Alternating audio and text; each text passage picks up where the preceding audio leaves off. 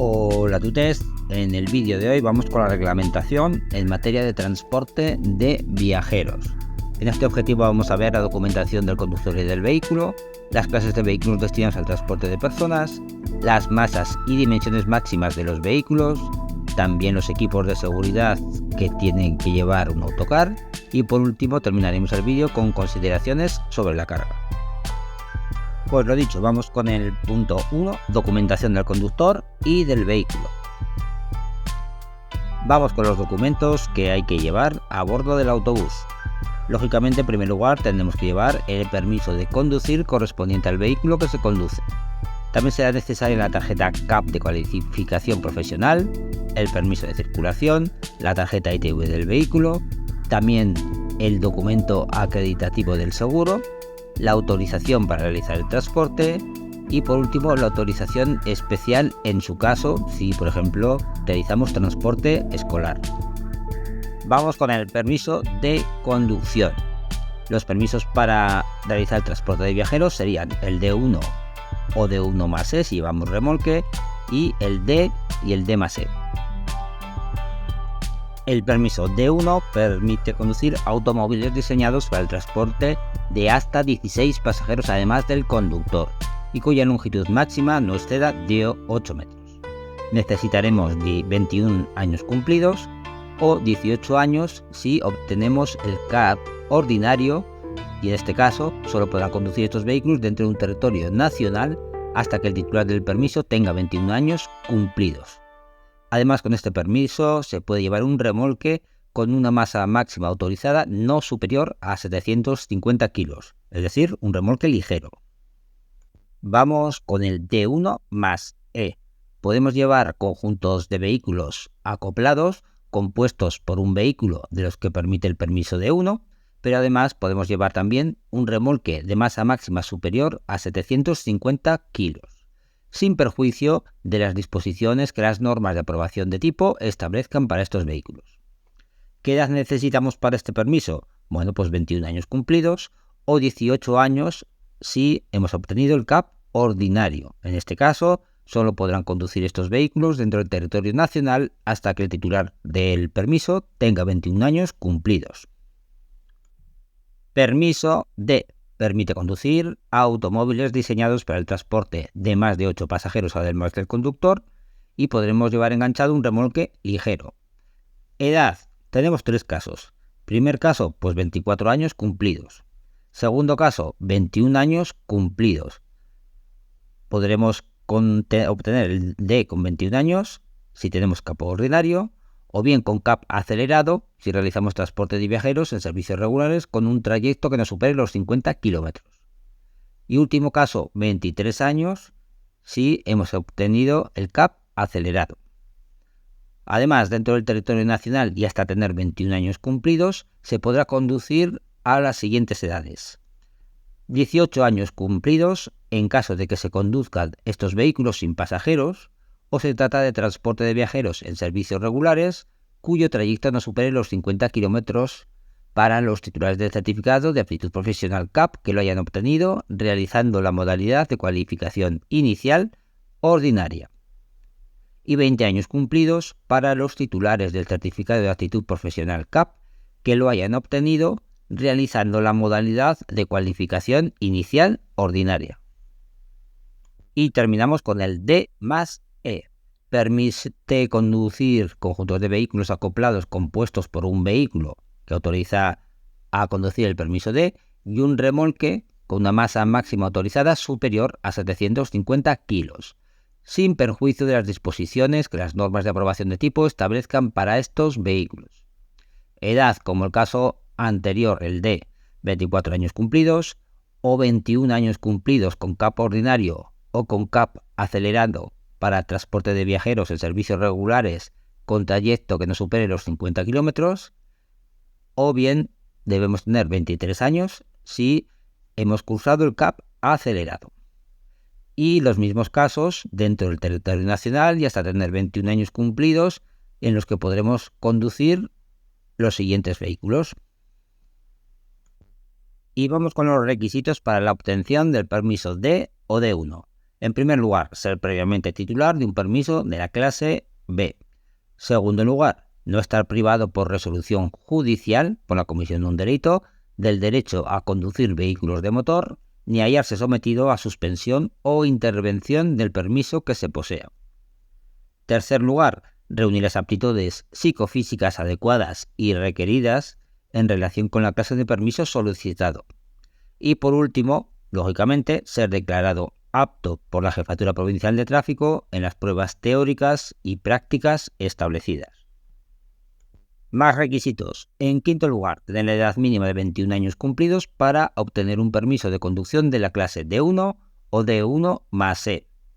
Sexto requisito, tener la edad mínima de 24 años cumplidos para obtener un permiso de conducción de la clase D o D más E. 7. Acreditar la residencia habitual o estancia por estudios en España de al menos 6 meses en caso de ser extranjero. 8. No ser titular de un permiso de conducción de igual clase expedido en otro Estado miembro de la Unión Europea o en otro Estado parte del Acuerdo sobre el Espacio Económico Europeo, o que haya sido restringido, suspendido o anulado en el Estado que lo expidió. 9. Que haya transcurrido el plazo legalmente establecido una vez declarada la pérdida de vigencia del permiso de conducción del que se fuera titular como consecuencia de la pérdida total de los puntos asignados. Y vamos con la expedición del permiso. Los permisos y licencias de conducción serán expedidos por las jefaturas provinciales de tráfico. Además, su concesión quedará condicionada a la verificación de que los conductores reúnen los requisitos de aptitud psicofísica y los conocimientos, habilidades, aptitudes y comportamientos exigidos para su obtención que se determinan en el Reglamento General de Conductores. Además, su concesión conlleva, por parte del titular, el deber de conducir con sujeción a las menciones, adaptaciones, restricciones y otras limitaciones en personas, vehículos o de circulación que, en su caso, figuren en la correspondiente autorización o documento. Por otro lado, las menciones, adaptaciones, restricciones y otras limitaciones a que se refiere el apartado anterior se determinarán por el Ministerio del Interior a propuesta de la Dirección General de Tráfico y se harán constar en el permiso o licencia de conducción de forma codificada conforme se indica en el anexo 1 del Reglamento General de Conductores. Además, para conducir un autobús de transporte escolar, el conductor debe poseer el permiso de conducción de la clase D1 o D. También el permiso de la conducción de la clase D1 autoriza conducir automóviles diseñados y construidos para el transporte de hasta 16 pasajeros, además del conductor, y cuya longitud máxima no exceda de 8 metros. También hemos visto en el punto anterior que el permiso de conducción de la clase D autoriza conducir automóviles diseñados y construidos para el transporte de más de 8 pasajeros, además del conductor. Y también visto en el punto anterior, el permiso de la clase D más E autoriza conducir conjuntos de vehículos compuestos por un vehículo para el transporte de más de 8 pasajeros, además del conductor, y además podremos engancharle un remolque cuya masa máxima autorizada exceda de 750 kilos. Vigencia de los permisos. El permiso o licencia de conducción cuya vigencia haya caducado no autoriza a su titular a conducir, por lo que su utilización dará lugar a su intervención inmediata por los agentes de la autoridad que lo remitirán a la Jefatura Provincial de Tráfico correspondiente. Un conductor sin cumplir los 65 años debe renovar su permiso cada 5 años. Sin embargo, un conductor con 65 años o más deberá hacerlo cada 3 años. Esta vigencia del permiso estará condicionada a 3 cosas. En primer lugar, que se halle dentro del periodo de validez. En segundo, que no se hayan perdido todos los puntos del permiso. Y en tercer lugar, que se mantengan los requisitos exigidos para su otorgamiento. La vigencia puede ser renovada previa solicitud de los interesados ante las jefaturas provinciales de tráfico con el modelo oficial establecido para ello, que se podrá presentar con una antelación máxima de 3 meses antes de su fecha de caducidad, y siempre una vez que los interesados acrediten que conservan las aptitudes psicofísicas exigidas, es decir, pasando un examen psicotécnico. Además, el periodo normal de vigencia puede reducirse si en el momento de su concesión o prórroga se comprueba que su titular padece una enfermedad o deficiencia que, si bien de momento no impide la conducción, es susceptible de agravarse. Siguiendo con el permiso de conducción, vamos a ver en qué casos se pueden obtener duplicados del permiso. En los casos de sustracción, extravío, deterioro o de cambio en los datos, por ejemplo, cambio de nombre a la lengua cooficial de la comunidad autónoma o por razón de sexo, en el permiso de conducir se puede solicitar un duplicado. En el momento de realizar el trámite del duplicado, tu permiso debe estar en vigor. En caso contrario, se debe solicitar una renovación del permiso.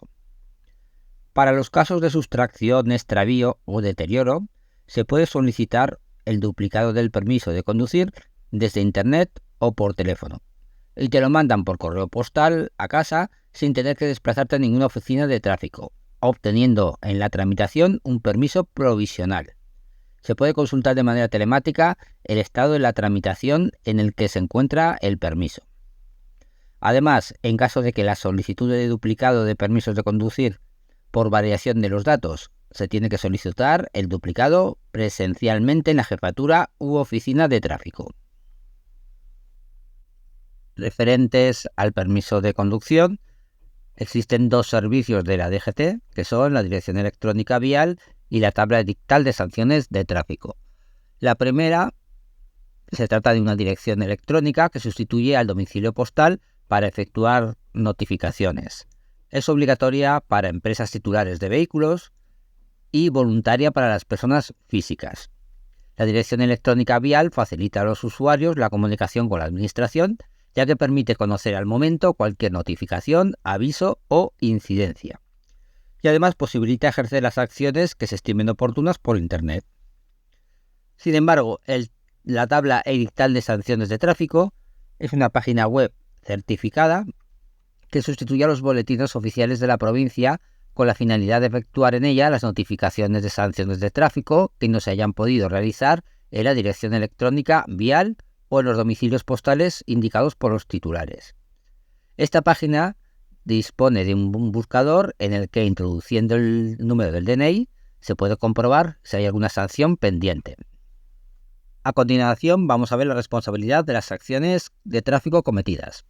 En los casos que no tenga lugar la detención del vehículo por la comisión de una infracción, si el vehículo tiene designado un conductor habitual, la responsabilidad de la infracción recaerá sobre él, salvo que acredite que era otro el conductor que cometió la infracción o que acredite que el vehículo fue robado. Sin embargo, si el vehículo no tiene designado un conductor habitual, la responsabilidad de la infracción recaerá sobre el conductor identificado obligatoriamente por el titular del vehículo. Pasamos a comentar los permisos expedidos en Estados miembros de la Unión Europea. Los expedidos en cualquier Estado miembro de la Unión Europea o en estados pertenecientes al espacio económico europeo, como Islandia, Noruega o Liechtenstein, tienen validez en España en tres casos. Primero, si no están restringidos, suspendidos o retirados por cualquiera de estos estados. En segundo lugar, sin necesidad de ser validados por la Administración española, siendo su inscripción en el registro de conductores infractores voluntaria. Y en las condiciones en que hayan sido expedidos en su lugar de origen, siempre que la edad requerida para la conducción sea la exigida para obtener el permiso español equivalente. Además, si el permiso no está sujeto a un periodo de vigencia determinado, el titular debe renovarlo transcurridos 2 años desde que establezca su residencia en España. Sin embargo, si los permisos no son comunitarios ni del espacio económico europeo, pueden ser válidos para conducir en España en los siguientes casos. Serán válidos los reconocidos en convenios internacionales multilaterales y bilaterales de los que España forme parte, y en las condiciones que en ellos se indiquen. Los permisos internacionales expedidos en el extranjero, conforme al anexo 10 del Convenio Internacional de Ginebra o al anexo 7 del Convenio Internacional de Viena, también serán válidos para conducir en España. También lo serán los nacionales de otros países expedidos conforme a los anexos 9 del Convenio Internacional de Ginebra o al anexo 8 del Convenio Internacional de Viena. Y también serán válidos los nacionales de otros países redactados en castellano o acompañados de una traducción oficial realizada por intérpretes jurados, los cónsules de España en el extranjero, los cónsules en España del país que haya expedido el permiso, o por un organismo o entidad autorizadas al efecto. La validez de estos últimos permisos estará condicionado a que el permiso esté en vigor, también a que su titular deba tener la edad requerida para la obtención de un permiso español equivalente, y también está condicionada a que no hayan transcurrido 6 meses desde que su titular obtuvo su residencia acreditada en España. De no haberla adquirido, a los 6 meses siguientes a su entrada en territorio español en situación regular. A los 6 meses perderá validez y el titular deberá proceder a su canje por el permiso español equivalente, si existe convenio multilateral o bilateral con España, y obtener un permiso de conducción español cumpliendo los requisitos previstos reglamentariamente y superando las pruebas correspondientes. Vamos a ver qué es esto del permiso internacional de conducción. Es un permiso que permite conducir temporalmente por países no sometidos a acuerdos bilaterales, que no sean miembros de la Unión Europea y que no hayan adoptado el modelo de permiso previsto en los convenios de Ginebra o de Viena. No es válido para conducir en el país que lo expide, se solicita en la Jefatura Provincial de Tráfico y tiene una validez de 1 año. El certificado de conductor de terceros países es un documento para la conducción por cuenta ajena de vehículos dedicados a la realización de transporte de mercancías o de viajeros en autobús, ya sean públicos o privados complementarios. Será necesario, además de contar con el correspondiente permiso de conducir, que cuando el conductor del vehículo sea nacional de un tercer país no perteneciente a la Unión Europea, aquel se acompañe de un certificado de conductor. La orden FOM 3399/2002 de 20 de diciembre, por la que se establece un certificado de conductor para la realización de la actividad del transporte por conductores de terceros países, establece la expedición del certificado de conductor. Además, es expedido por la Administración de Transporte de las Comunidades Autónomas con una validez de 2 años. No se puede superar la vigencia del permiso de conducción. Para la obtención del certificado de conductor, la empresa deberá aportar, además de la correspondiente solicitud en la que figure el número de identificación fiscal o código de identificación fiscal y demás datos identificativos de la empresa solicitante, la siguiente documentación. En primer lugar, documento de identidad del conductor. Segundo lugar, permiso de conducción del conductor en vigor y cuando se trata de un permiso de conducción expedido por una autoridad distinta a la española, necesitará un informe de la Jefatura Provincial de Tráfico correspondiente que acredite la valididad del mismo para conducir en España.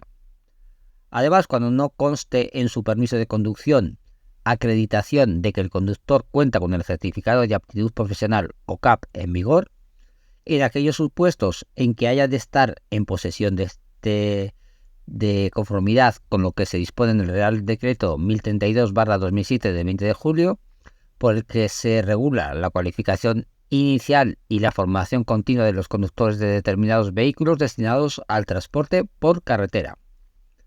Y también necesitará el número de afiliación a la Seguridad Social del conductor y justificación del alta a la Seguridad Social de la empresa o de la comunicación del correspondiente contrato a la autoridad laboral.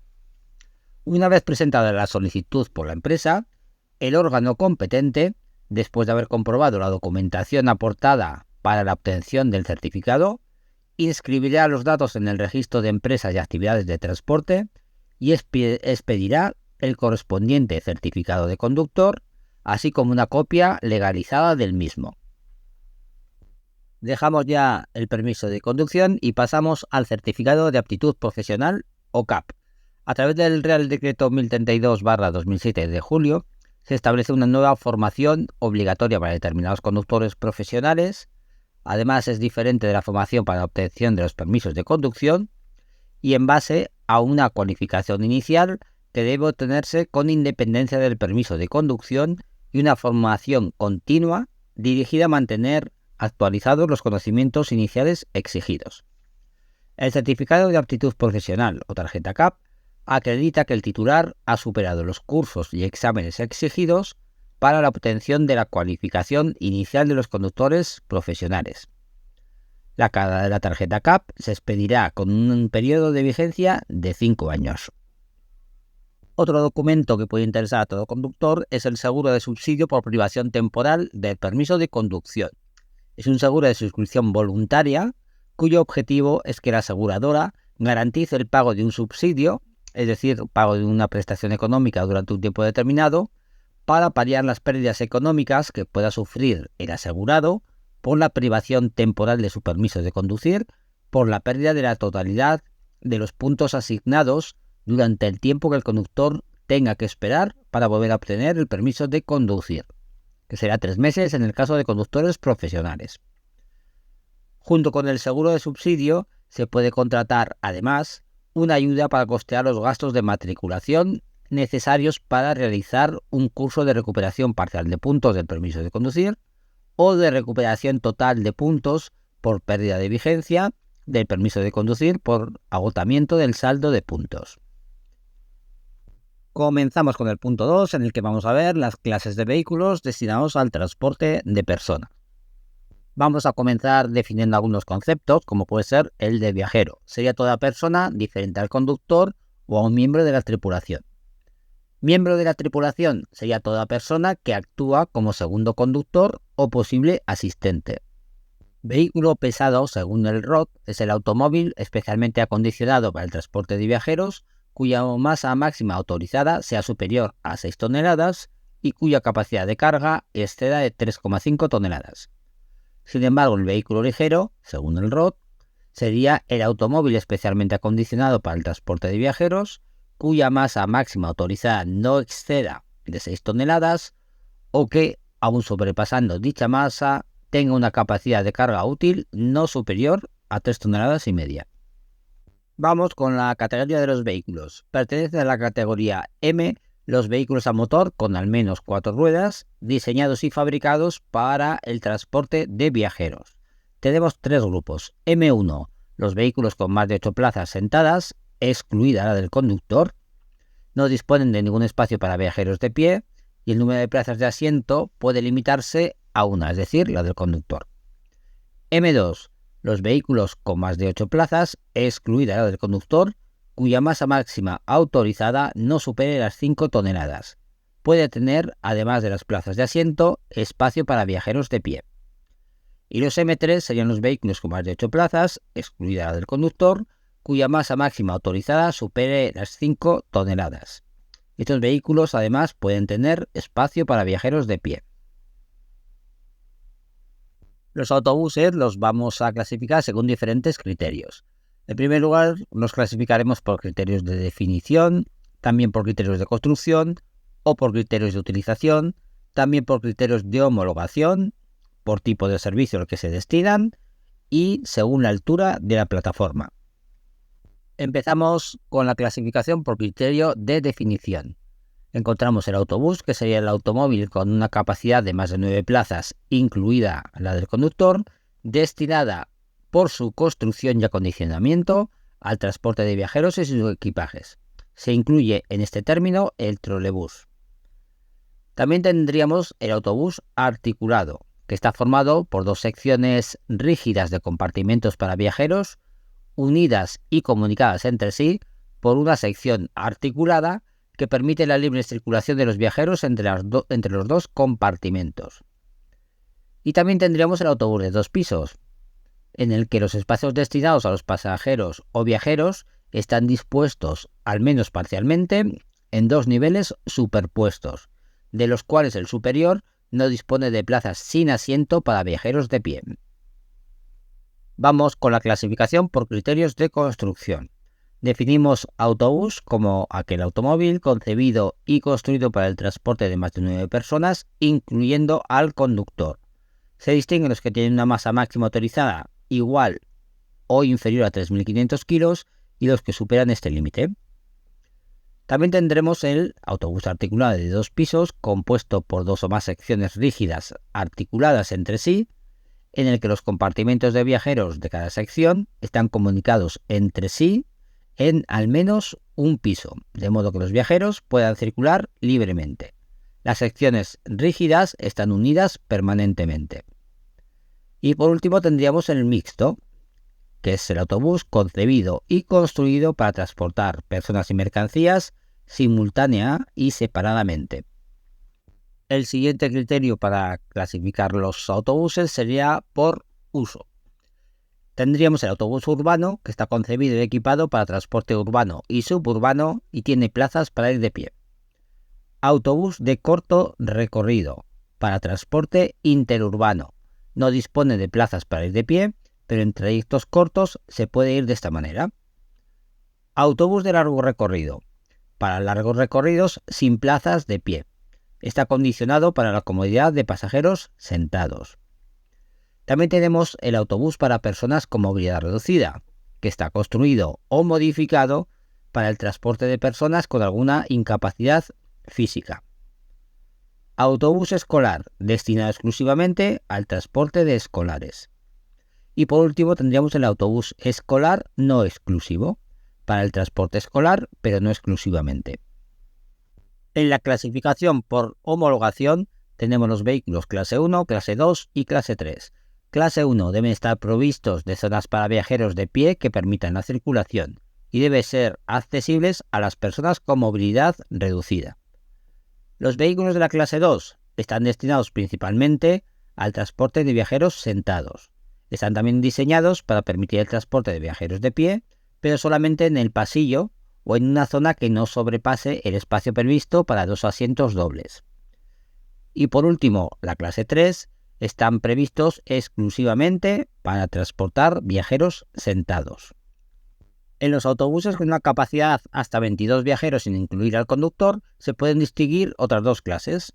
Tendríamos la clase A, diseñados para el transporte de viajeros de pie que llevan asientos y que deben ir preparados para viajeros de pie, y la clase B, no están diseñados ni preparados para el transporte de pasajeros de pie.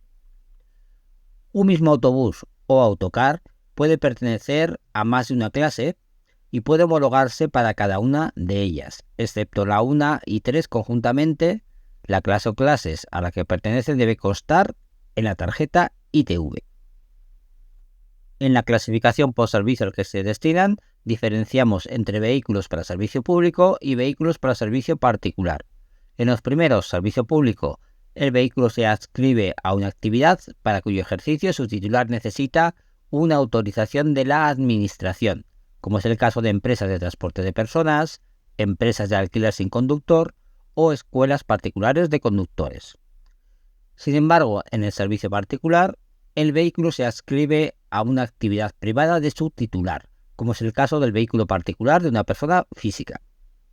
Y por último encontramos la clasificación según la altura de la plataforma. Así encontramos autobuses de piso alto o convencional, que tienen una mayor altura de piso para disponer de bodegas para equipajes y se emplea en transportes discrecionales. Segundo tipo sería el piso semibajo. En ello los viajeros acceden a él mediante un peldaño y se suelen emplear en líneas suburbanas.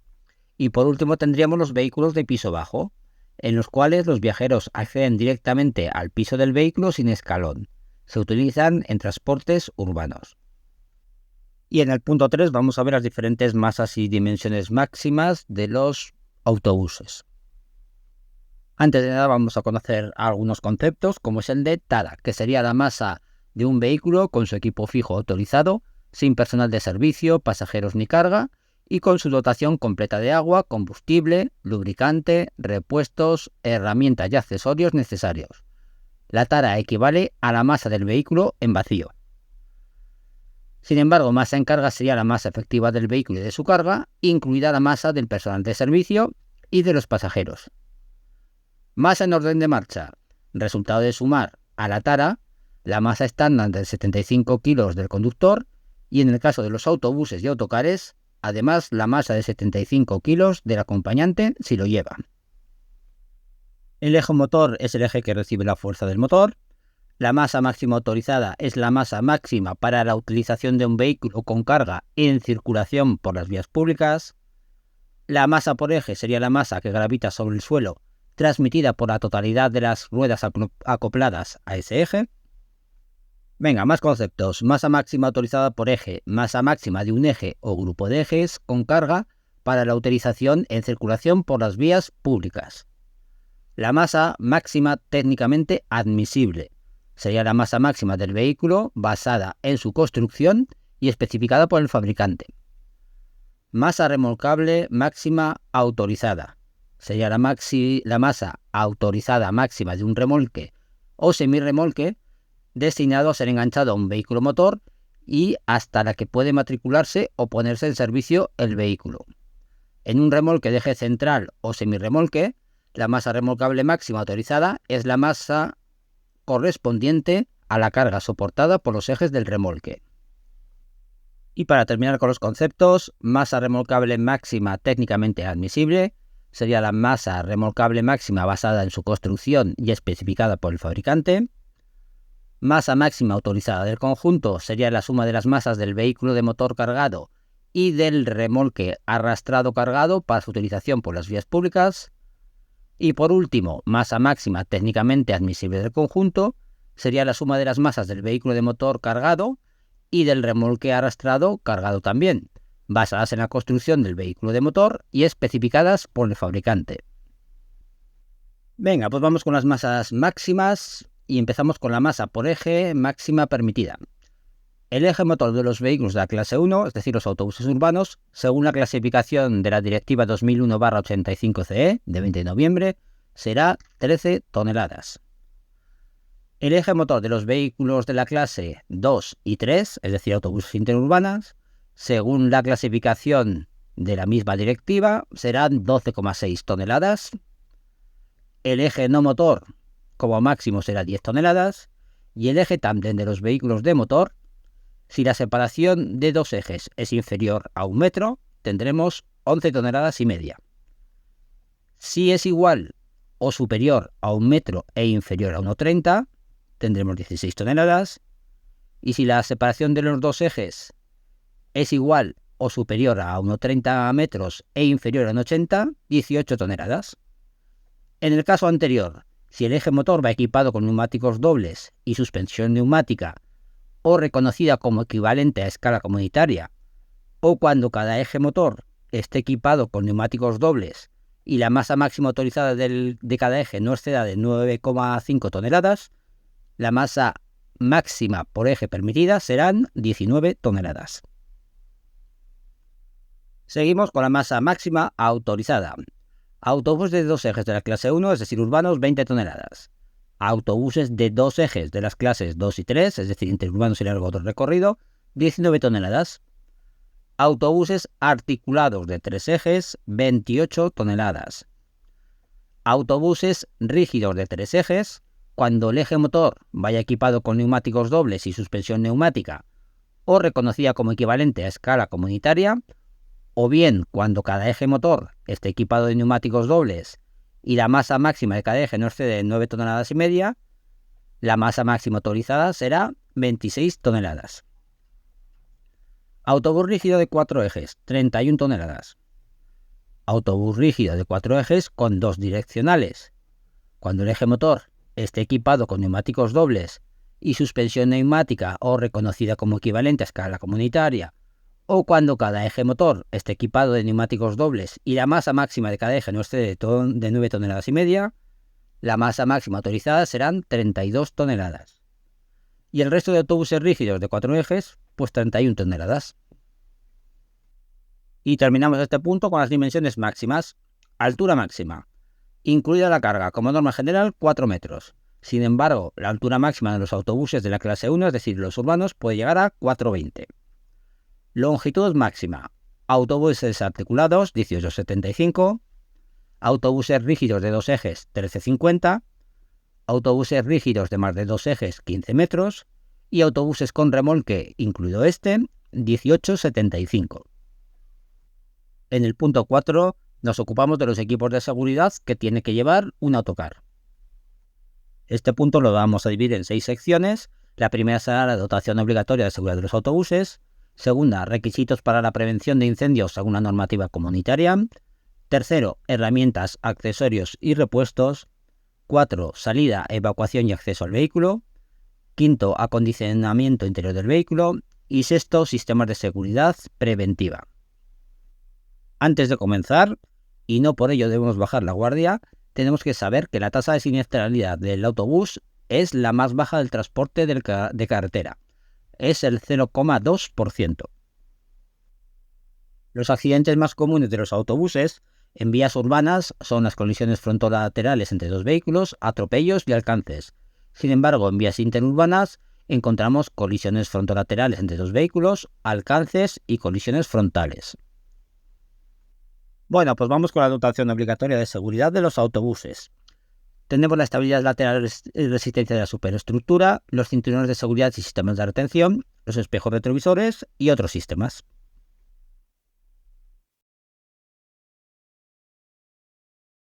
En cuanto a la resistencia de la superestructura al vuelco, con ello se consigue que en caso de vuelco se preserve un espacio en el compartimento de viajeros denominado espacio de supervivencia.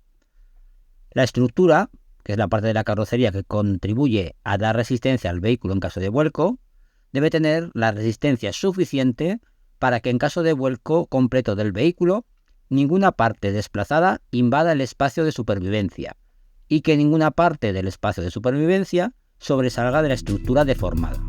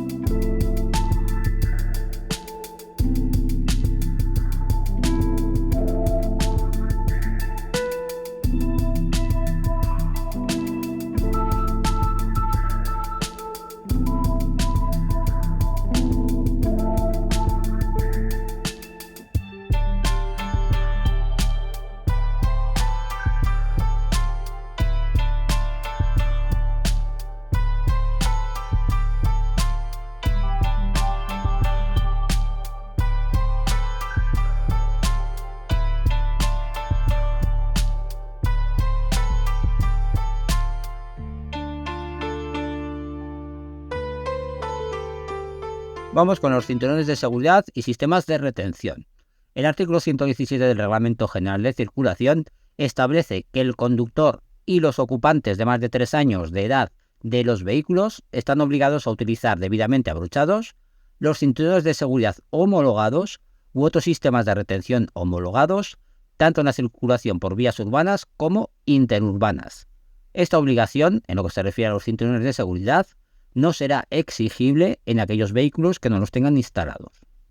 En este sentido, los autocares de más de 3.500 kilos de masa máxima autorizada deben llevar instalados obligatoriamente cinturones de seguridad de al menos 2 puntos de anclaje, excepto en las plazas expuestas, que no cuenten con protección delantera para retener al pasajero, en las que es obligatorio instalar cinturones de 3 puntos de anclaje.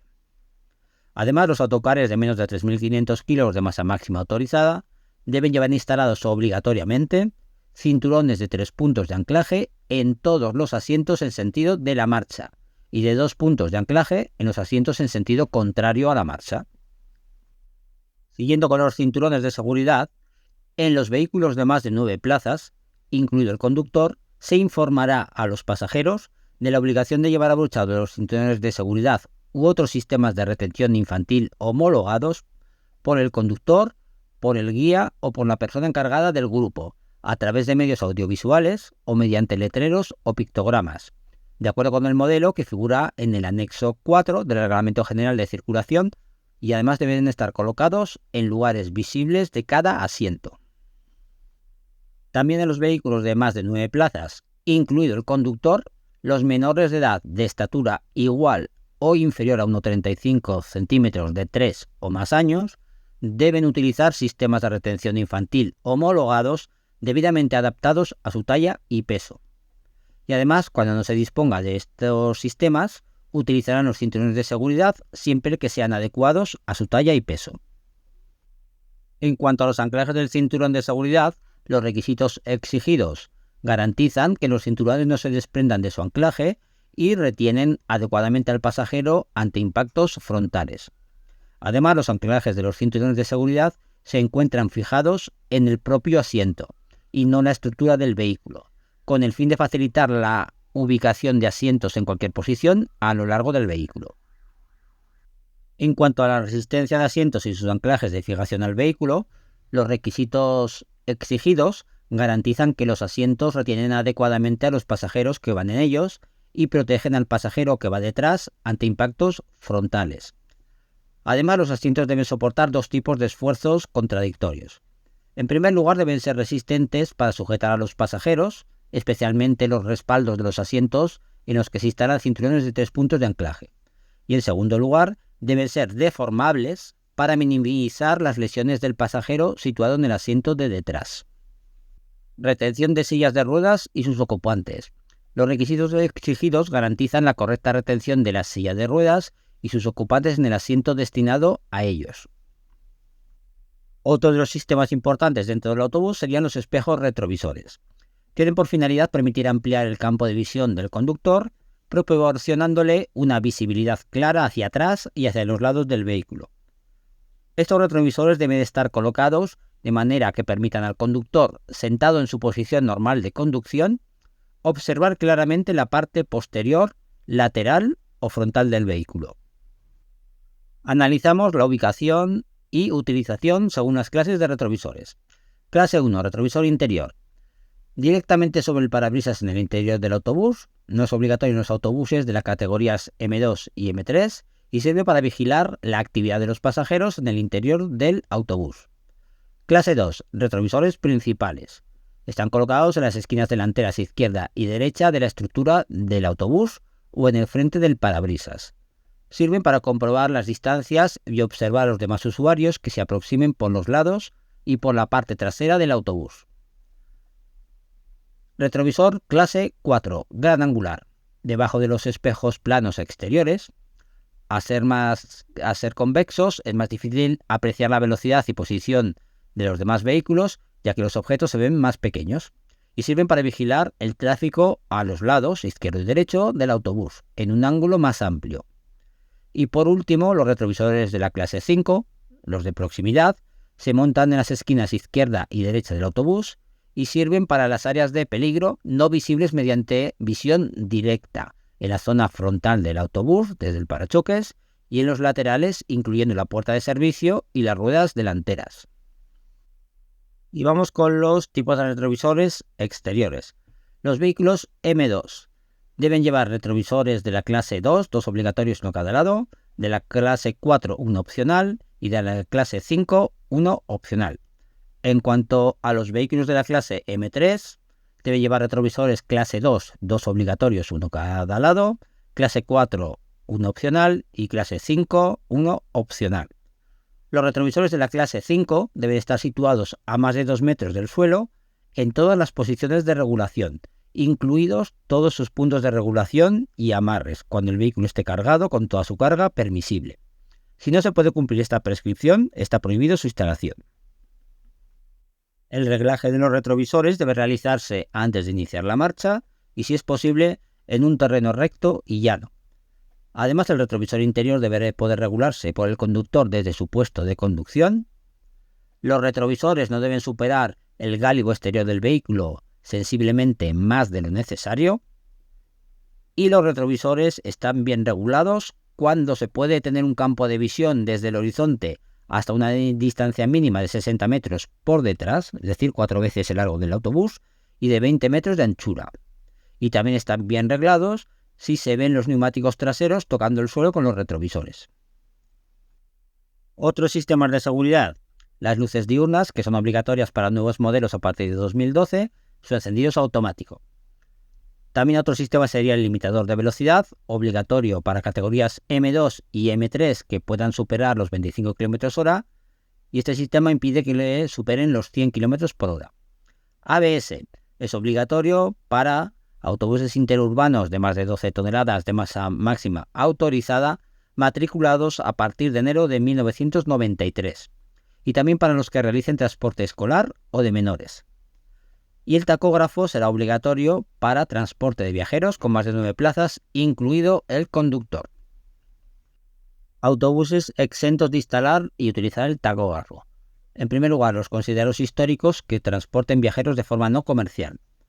Tampoco deben llevarlo instalado los dedicados exclusivamente a la donación de sangre, ni los pertenecientes al ejército que transporten con un recorrido de 150 kilómetros máximo soldados desde un cuartel a un campo de maniobras o pertenecientes a la Guardia Civil, tampoco los que transporten bomberos a otro estado para ayudar en las tareas de salvamento en un terremoto.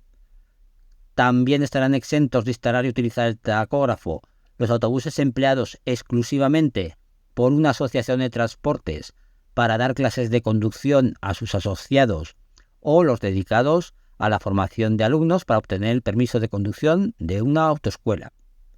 También estarán exentos los que trasladen viajeros dentro de un aeropuerto, siempre que no salgan en las instalaciones de ese aeropuerto.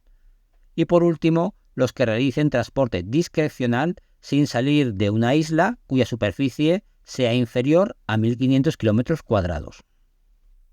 Por otro lado, están obligados a pasar a revisiones obligatorias del tacógrafo los autobuses que reciban la señal de velocidad del tacógrafo, exentos de utilizar el tacógrafo, como las líneas regulares de menos de 50 kilómetros de recorrido o las que solo circulen en una isla de menos de 250 kilómetros de superficie si no está unida al territorio peninsular por un túnel, vado, etc. Vamos con los requisitos para la prevención de incendios. En este caso tenemos que ver los extintores, las baterías, el cableado eléctrico, la pantalla anticalor y el compartimento motor. Comenzamos con los extintores de incendios.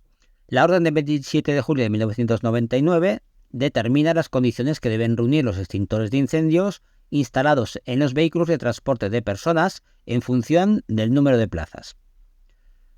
Se necesita un extintor de la clase 5A/21B en los vehículos de hasta 9 plazas, incluido el conductor. Un extintor de la clase 8A/34B en los vehículos de hasta 23 plazas, incluido el conductor. En los vehículos de más de 23 plazas necesitaremos un extintor de la clase 21A/113B, 2 extintores en los autobuses de transporte escolar, uno junto al puesto del conductor y el otro próximo a la escalera posterior. Además, según la normativa comunitaria, al menos un extintor debe estar ubicado en las proximidades del asiento del conductor. En cuanto a los polos de las baterías, deben contar con protección contra el riesgo de cortocircuito y el compartimento donde se alojan las baterías debe estar separado del habitáculo de los pasajeros y del conductor, y debe contar además con ventilación por aire del exterior. Vamos con el cableado eléctrico. Todos los cables y material eléctrico deben estar bien aislados y firmemente fijados, y resistir las condiciones de temperatura y humedad a las que estén expuestos, con el fin de que no entren en contacto con tuberías de combustible ni con el sistema de escape. Además, los cables deben estar bien protegidos de manera que no puedan ser dañados por cortes, abrasiones o roces. Y si la tensión eficaz supera los 100 voltios en uno o más de los circuitos eléctricos de un vehículo, debe conectarse un conmutador manual de aislamiento al que el conductor puede acceder fácilmente. Otra medida de seguridad serían las pantallas de separación resistente al calor. Tiene que estar entre el compartimento del motor o cualquier otra fuente de calor y el resto del vehículo. Todas las mordazas, juntas, etc. de unión con la pantalla de separación deben ser resistentes al fuego. Y por último tenemos el compartimento motor, que no debe utilizarse ningún material de insonorización inflamable o susceptible de impregnarse de combustible o lubricante, salvo que el material esté recubierto de un revestimiento impermeable. Y además deben adoptarse las debidas precauciones para evitar, en la medida de lo posible, que se pueda acumular combustible o aceite lubricante en alguna parte del compartimento. Vamos con las herramientas, accesorios y repuestos. Necesitaremos 2 dispositivos de preseñalización de peligro o la luz gel flash. También un chaleco reflectante de alta visibilidad certificado según el Real Decreto 1407/1992 y un equipo homologado de extinción de incendios adecuado y en condiciones de uso. Y para terminar con este punto 4 vamos a hablar de la salida, evacuación y acceso del vehículo. Vamos a comenzar con algunos conceptos. Puerta de servicio es la puerta destinada a ser utilizada por los viajeros en condiciones de servicio normales, estando sentado el conductor. Puerta de servicio servoaccionada es la puerta de servicio que funciona exclusivamente mediante una energía distinta de la energía muscular y cuya abertura y cierre, cuando no se accionan de forma automática, están controlados a distancia por el conductor o un miembro de la tripulación. La puerta de emergencia es la puerta destinada a ser utilizada por los viajeros como salida únicamente en circunstancias excepcionales y en particular en caso de peligro. Salida es la puerta de servicio, la escalera interior, la escalera media o la salida de emergencia. Ventana de emergencia es la ventana no necesariamente acristalada destinada a ser utilizada por los viajeros como salida únicamente en caso de peligro. Trampilla de evacuación es la abertura practicada en el techo o en el piso destinada a ser utilizada por los viajeros como salida de emergencia únicamente en caso de emergencia. Y por último tendremos la salida de emergencia, que puede ser la puerta de emergencia, la ventana de emergencia o la trampilla de evacuación. Comenzamos con las puertas de servicio. Los autobuses y autocares deben disponer, en primer lugar, de 2 puertas como mínimo en función de la capacidad del vehículo. Pueden ser las 2 de servicio o puede ser una puerta de servicio y una de emergencia.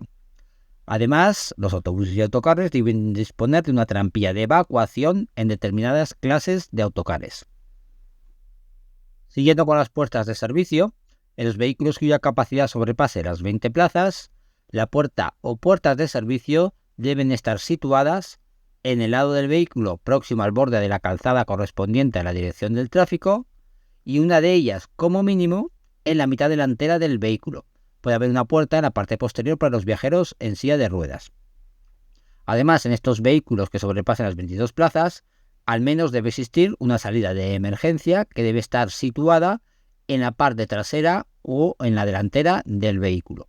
En los vehículos de la clase 1 y los vehículos con una puerta trasera permanentemente aislada del comportamiento de pasajeros, esta condición se cumple si hay instalada una trampilla de evacuación.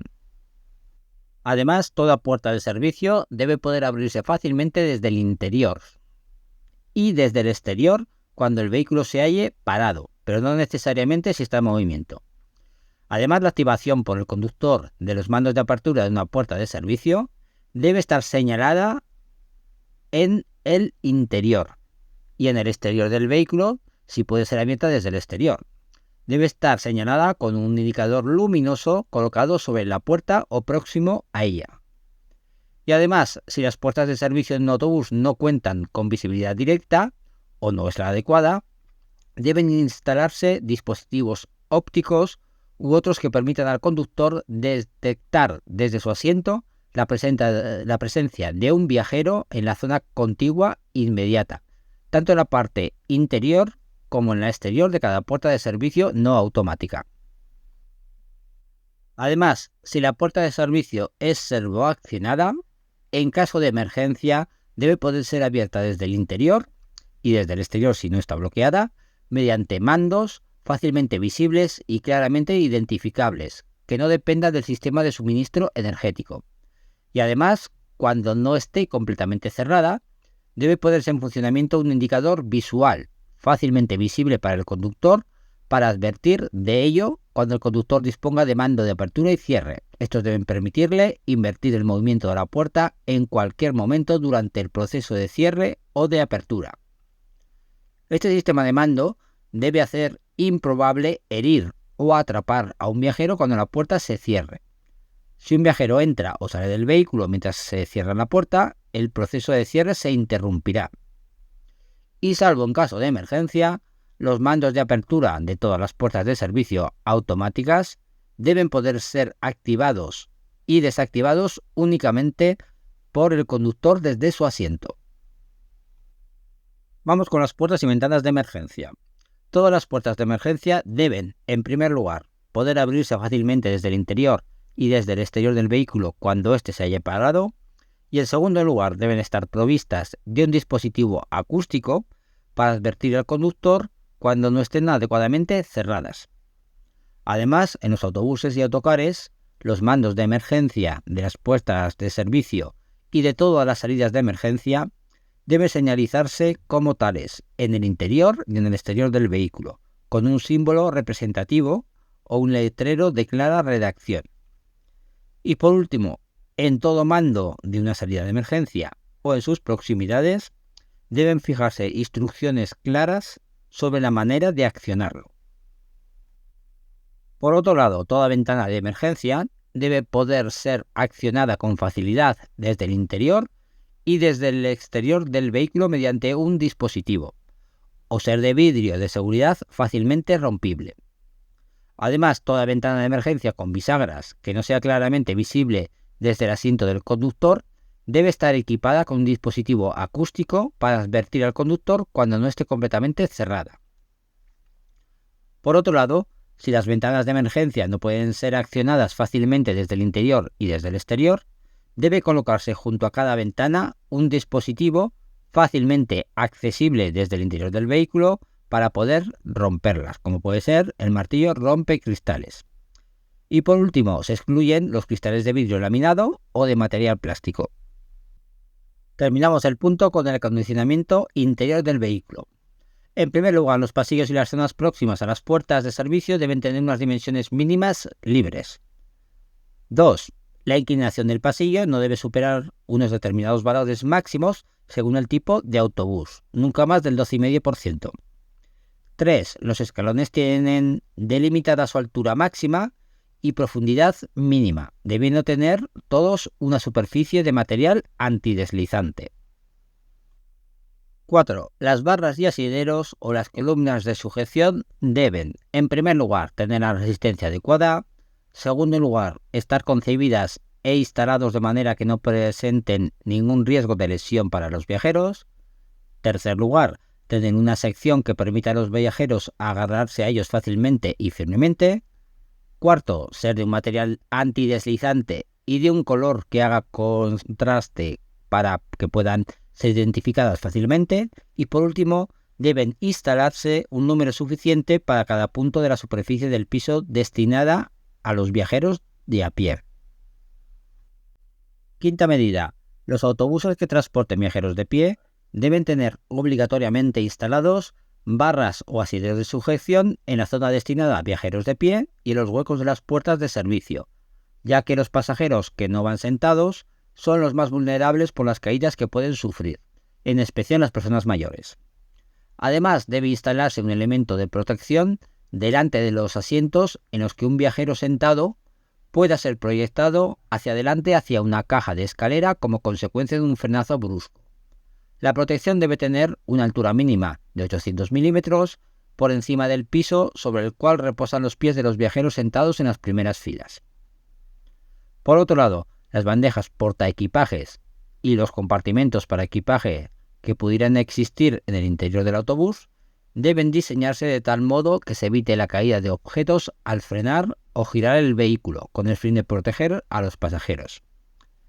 Y por último, los elementos destinados al entretenimiento visual de los viajeros, por ejemplo los monitores de televisión o los vídeos, deben situarse fuera del campo de visión del conductor, cuando éste esté sentado en su posición normal de conducción.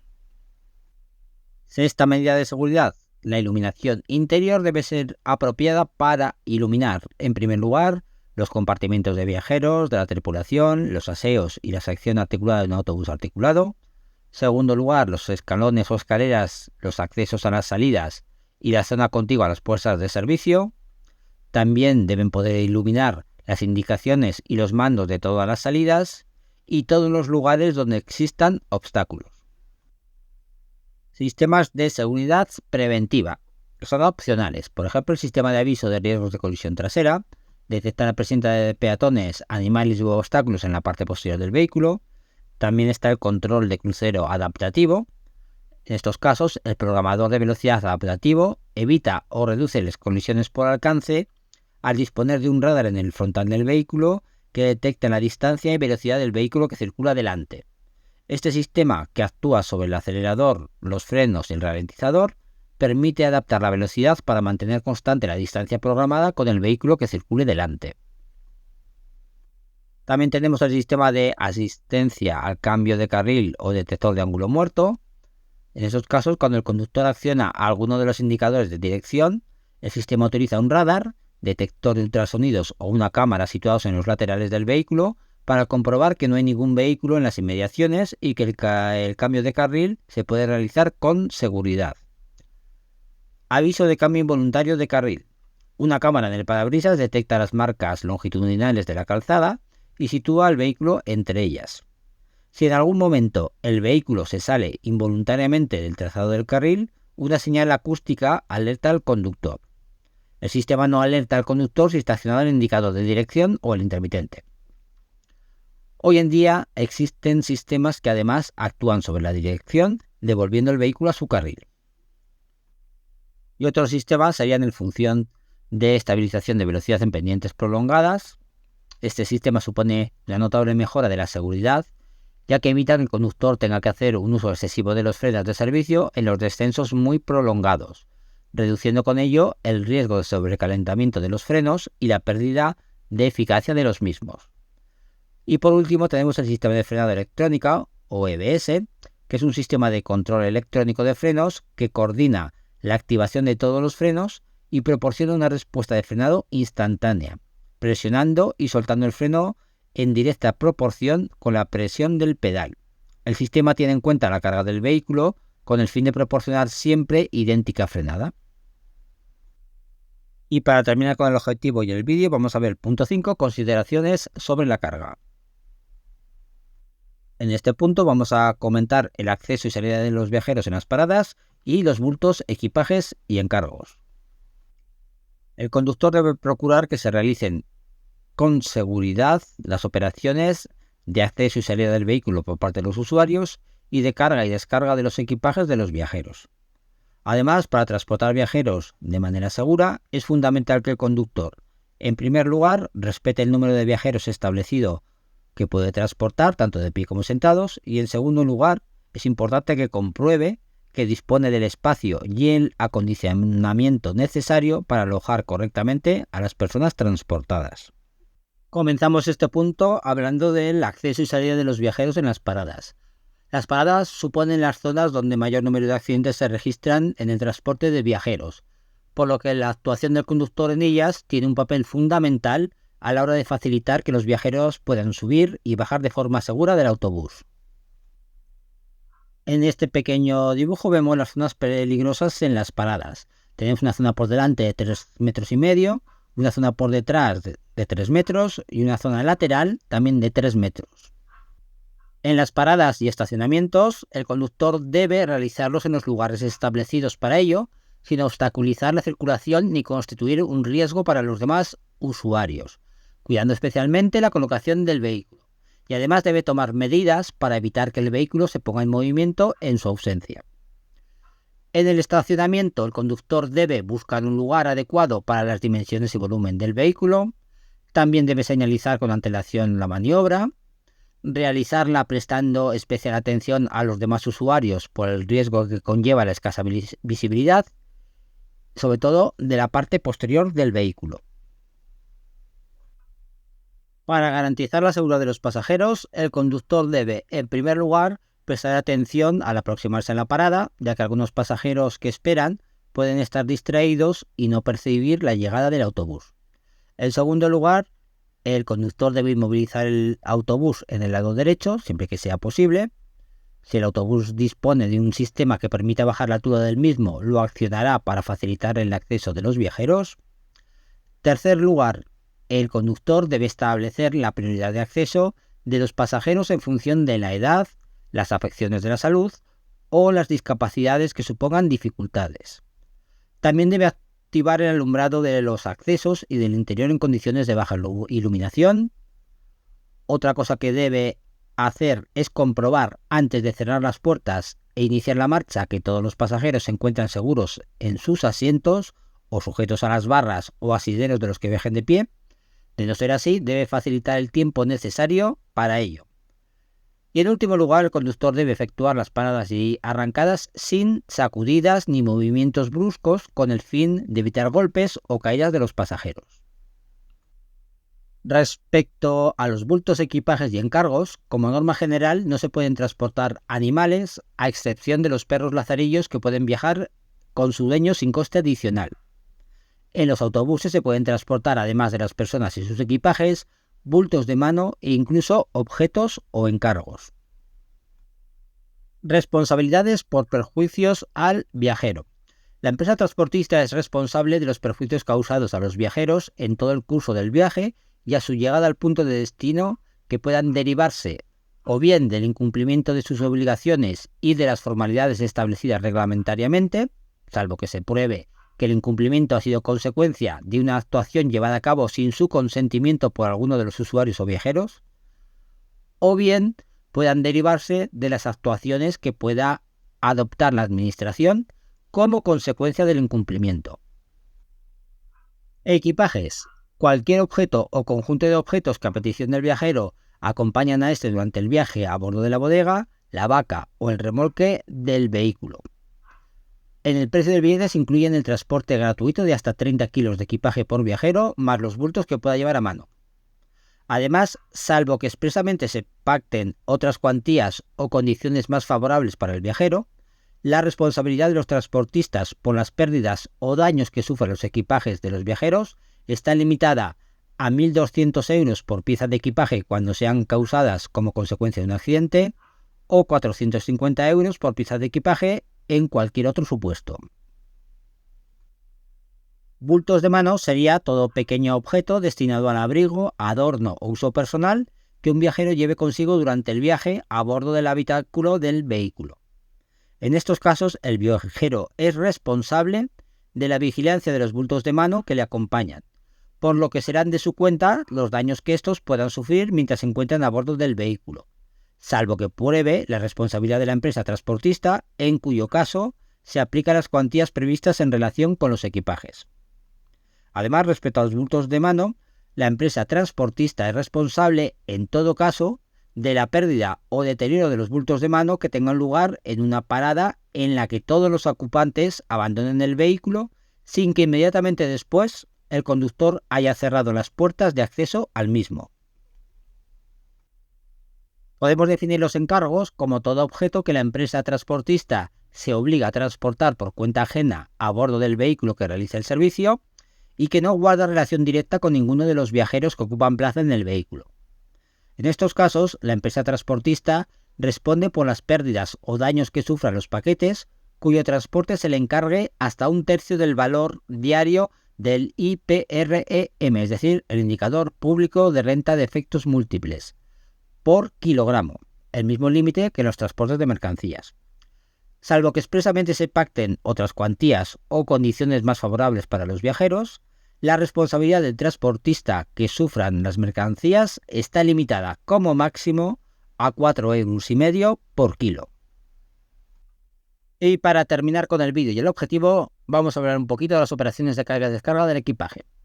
Para que los equipajes transportados en el autobús no supongan un peligro para los pasajeros, el conductor del autobús debe, en primer lugar, comprobar que entre viajeros y equipaje no se supera la masa máxima autorizada.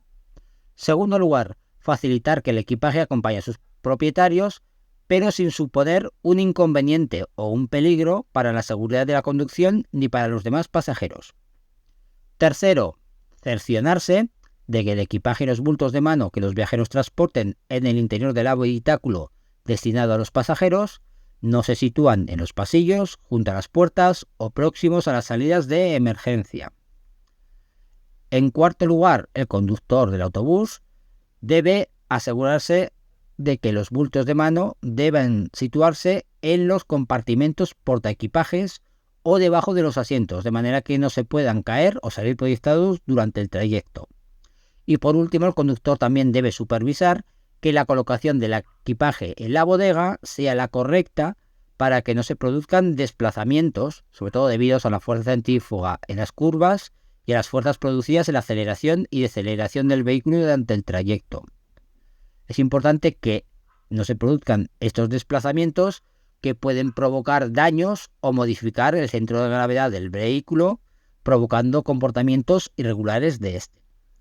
Y con esto terminamos el vídeo y el objetivo. Nos vemos en el siguiente.